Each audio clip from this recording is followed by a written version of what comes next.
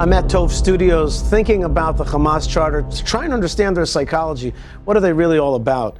And the big question that people that want to fight Hamas ask themselves, can you really fight a death cult? If these folks are ready to die, what's the way to fight them? If they're ready to be killed, so it's almost like they have the ultimate weapon.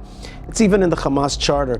It quotes a Muslim scholar who says, I wish I could participate in the invasion for the sake of Allah and to be killed. And if I do not die, then I desire to fight again and then to die. And after that, if I do not die, I'll desire again to fight and then to die. There's a constant refrain that one of the strengths of Hamas is their willingness to die, and the Jews have a problem because they want to live. I want to understand if that's correct. In studio with me is Dr. Mordechai Kedar, who's a world expert on radical Islam.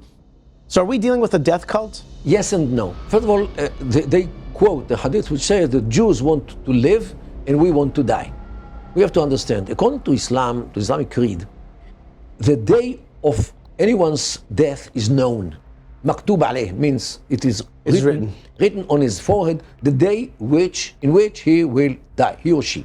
He will die either from disease in his bed, or a car will run over him, or in the battle, in the jihad. He can choose the way in which he will die. And if he chooses the right way, means the jihad, he will go straight to heaven to enjoy all the goodies of heaven. Okay? So, if you died in a day, so it means that you should have died in that day anyway. Mm-hmm. So better die in battle. So that's that battle. And this is what I would like to die in battle. That's what you quoted. And if I didn't die, means I was not supposed to die in that day, so I'll go another day. How do you fight with a force like that? Do you have to kill them all in order for them to be placated, defeated? You can fight it by giving them the feeling, the real feeling, the reality, that if they go to its battle, they will lose everything. Means the children, the forthcoming, they will have nothing. They want to build a state, they will get nothing. They will be subjugated to other ideologies. Why? Because they were behaving in such a way.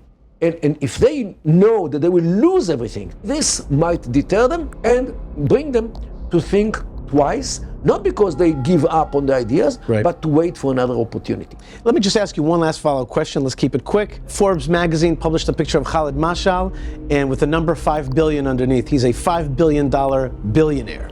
This sounds not like a guy who wants to give up his life. Sounds like a guy who likes to take other people's money and covets his life, enjoys it. They play on both levels. The level of daily life, which they can work and make money with good intentions, bad intentions, never mind. And the belief part of life, of their mind, they live in another level. This is two different levels of how to relate to the world. Let's say if you are sick, you believe that God will cure you, but you also go to the doctor. Well, if you believe, why do you go to the doctor?